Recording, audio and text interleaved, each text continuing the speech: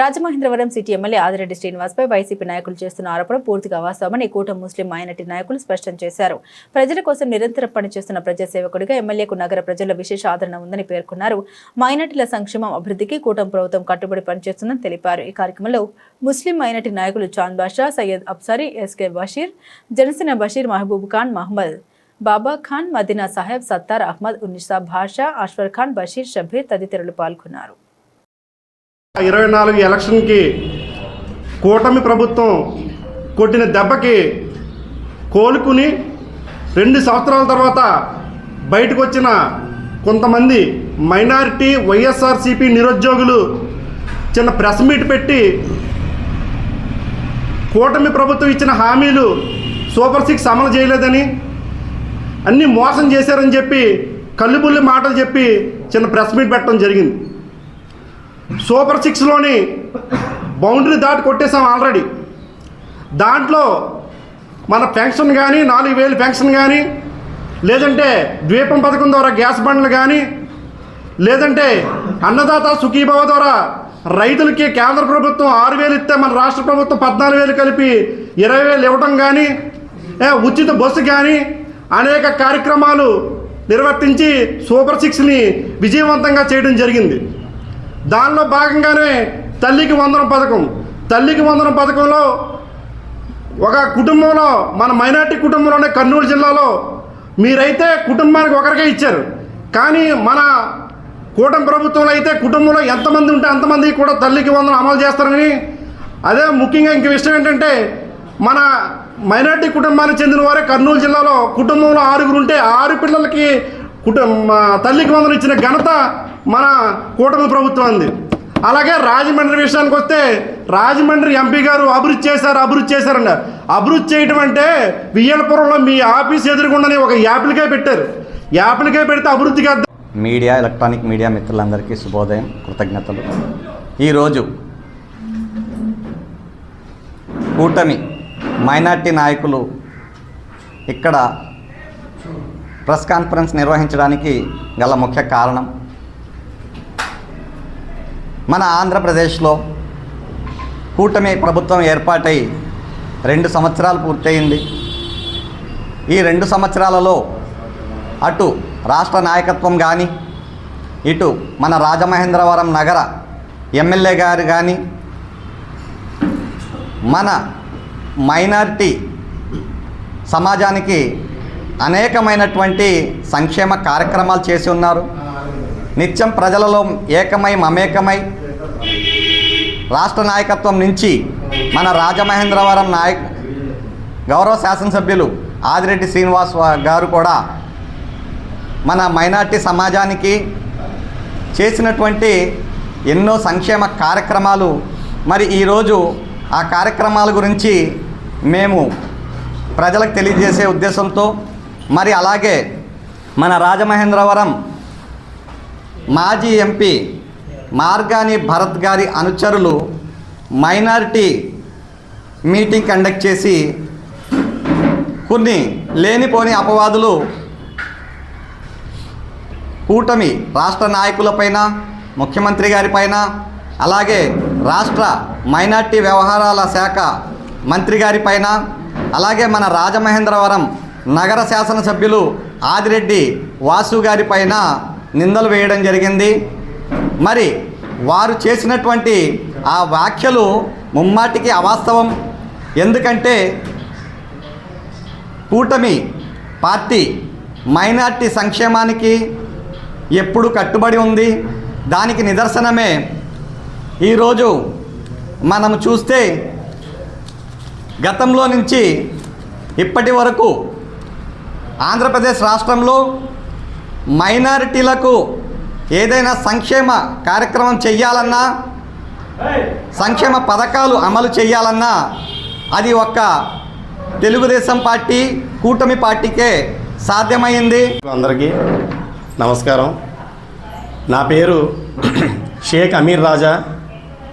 Municipal ముస్లిం burial ground ప్రెసిడెంట్గా నియమించడం జరిగింది నన్ను. ఈరోజు కొన్ని ముఖ్యమైన విషయాలను రాజమండ్రి ముస్లిం ప్రజానికానికి రాజమండ్రి ముస్లిం కమ్యూనిటీ దృష్టికి తీసుకురావాలనే ముఖ్య ఉద్దేశంతో ఈ యొక్క ప్రెస్ మీట్ని ఏర్పాటు చేయడం జరిగింది. గడిచిన 2 రోజుల క్రితం వైఎస్ఆర్ కాంగ్రెస్ పార్టీలో ఉన్న ముస్లిం మైనారిటీ నాయకులు ఒక ప్రెస్ మీట్ని ఏర్పాటు చేసి మా ముస్లిం కమ్యూనిటీ సమాజానికి సంబంధించిన కొన్ని విషయాలను అవగాహన రాహిత్యంతో పరిజ్ఞానం లేని వ్యక్తిని కూర్చోబెట్టి కొన్ని అవాస్తవ విషయాలను ప్రస్తావించడం జరిగింది. అందులో ఊరు పేరు తెలియని ఒక వ్యక్తి మా Muslim municipal burial ground Aamkhas burial ground అని పిలుచుకుంటాం మేము. దాని మీద అవగాహన రాహిత్యంతో ఒక విషయాన్ని ప్రస్తావించడం జరిగింది. ఒరే బాబు, మా పార్టీ అధికారంలోకి వచ్చిన కొన్ని రోజులకే మీ పార్టీకి సంబంధించిన అంటే వైఎస్ఆర్సీపీ పార్టీకి సంబంధించిన ఒక సీనియర్ నాయకులు ఎవరైతే మీతో పాటు ప్రెస్ మీట్లో కూర్చున్నారో ఆయన మా ఎమ్మెల్యే గారి దగ్గరికి వచ్చి, బాబు గడిచిన 5 సంవత్సరాల నుంచి మా ఆమ్ఖాస్ బరియల్ గ్రౌండ్ అంటే మా ముస్లిం మున్సిపల్ బరియల్ గ్రౌండ్ ఎటువంటి అభివృద్ధికి నోచుకోలేదు, అస్తవ్యస్తమైన పరిస్థితుల్లో మా ముస్లిం బరియల్ గ్రౌండ్ ఉందని చెప్పి మా ఎమ్మెల్యే గారు గౌరవ శ్రీ ఆదిరెడ్డి శ్రీనివాస్ గారి దృష్టికి తీసుకురావడం జరిగింది. ఆయన ఆ సమస్యను విన్న వెంటనే రాజమండ్రి ముస్లిం కమ్యూనిటీ ముస్లిం పెద్దలతో కూర్చొని మాట్లాడి పార్టీలకు అతీతంగా ఒక పార్టీతో మా కూటమి నాయకులతోనే కాకుండా ఎవరైతే సేవా దృక్పథంతో ముందుకు వస్తారో వారిని అందరినీ కలుపుకొని ఒక కమిటీని ఏర్పాటు చేయడం జరిగింది. ఆ కమిటీలో ఎవరైతే గతంలో మా ముస్లిం బరియల్ గ్రౌండ్కి సేవలు అందించారో సయ్యద్ మదీనీ గారు కానీ, మదీనా బాషా గారు కానీ, కాళీషా గారు కానీ, అస్వర్ కానీ, అబ్దుల్ సత్తార్ గారు వీరందరినీ నియమించి అనుక్షణం మన మున్సిపల్ రాజమండ్రి కార్పొరేషన్ సిబ్బందితో ఆ యొక్క బరియల్ గ్రౌండ్ని క్లీనింగ్ ప్రాసెస్ మొదలుపెట్టి ఏదైతే ముస్లింలు జరుపుకునే షబే బరాత్ అనే పండగ అంటే క్రిస్టియన్ సోదరులు ఎలాగైతే ఈస్టర్ పండుగను జరుపుకుంటారో అదేవిధంగా ముస్లిం సోదరులు అందరూ గత 2026 ఫిబ్రవరి నెలలో పండుగ రావడం జరిగింది. ఆ రోజున షబే బరాత్ పండుగ రోజున నగరంలో ఉన్న రూరల్ కానీ అర్బన్ కానీ 27 మసీదులకు సంబంధించిన జమాతులు కానీ పెద్దలు కానీ యువకులు కానీ ఆ రోజు ఆ పండుగలో అక్కడ పాల్గొని మేము చేసిన ఈ అభివృద్ధి ఏ విధంగా ప్రజల్లోకి వెళ్ళిందో ఆ రోజున అక్కడికి వచ్చిన జమాత్ వాళ్ళు అందరూ చూశారు, పెద్దలు చూశారు.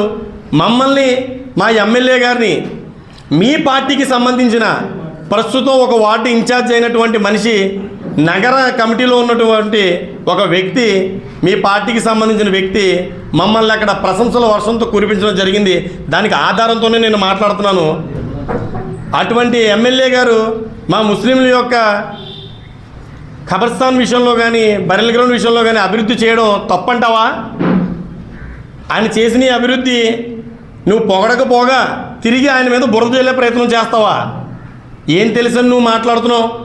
రాజమండ్రి ముస్లిమ్స్ ప్రజానికానికి సంబంధించి మా యొక్క బరియల్ గ్రౌండ్ విషయంలో గత 5 సంవత్సరాల్లో ఎక్కడా లేని విధంగా ఎప్పుడూ లేని విధంగా డెవలప్మెంట్ చేసి చూపించారు మా ఆదిరెడ్డి శ్రీనివాస్ గారు, మా ఎమ్మెల్యే గారు.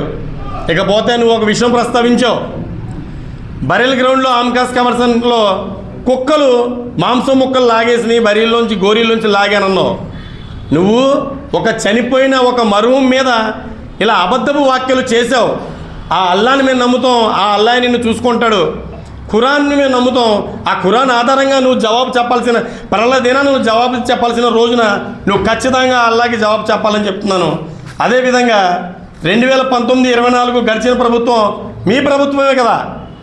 రాజమండ్రి నగరానికి 100 కోట్లు 1000 కోట్లు నిధులు తెచ్చామని చెప్పి మీ ఎంపీ గారు, మాజీ ఎంపీ గారు భర్త గారు అన్నారు కదా. మరి 2019-24లో ఏంటి ఖబర్స్థాన్ పరిస్థితి ఏంటిది? దట్టమైన అడవి అంటారు దీన్ని, బరియల్ గ్రౌండ్ అనరు. ఇదిగో ఇది ఇక్కడ ఏదైతే ట్రాక్ ఉందో అది కనబడిన పరిస్థితి చూడండి. ఇది ఏదైతే ట్రాక్ ఉందో అది కనబడిన పరిస్థితి. మరి మా హయాంలో ఏంటి? నువ్వు రా, ఛాలెంజ్కి రా, ఖబర్స్థాన్కి వచ్చి చూడు. గోడలు పడిపోయినాయి, గేట్లు ఊడిపోయినాయి. ఇలా అబద్ధపు అసత్య వాక్యాలు చేయడం కాదు. ఇది చూడు, ట్రాక్ ఎలా కనబడుతుంది, ఎంట్రన్స్ కూడా ఎలా ఉంది. ఇది మా మైనార్టీ పట్ల మా ఆదిరెడ్డి వాసు గారికి ఉన్న చిత్తశుద్ధి, ఏ విధంగా మేము వర్క్ చేసాం అనేది తెలుస్తుంది. నువ్వు నీ రాజకీయ ఎదుగుదల కోసం మీ భర్త గారి దగ్గర కూర్చొని భజన చేసుకో, కావాలంటే ఏదైనా మాట్లాడుకో, అంతే తప్ప మా రాజమండ్రి ముస్లింల మైనార్టీల మనోభావాలను దెబ్బతీసే విధంగా కానీ ఇంకొకసారి నువ్వు మా ఎమ్మెల్యే గారిని కానీ ఎక్కువ తక్కువ మాటలు మాట్లాడితే నిన్ను రాజమండ్రి ముస్లిం ప్రజానీకంలో తిరగనీయకుండా చేస్తామని చెప్పి సభ ఈ పత్రికా ముఖంగా హెచ్చరిస్తున్నాను.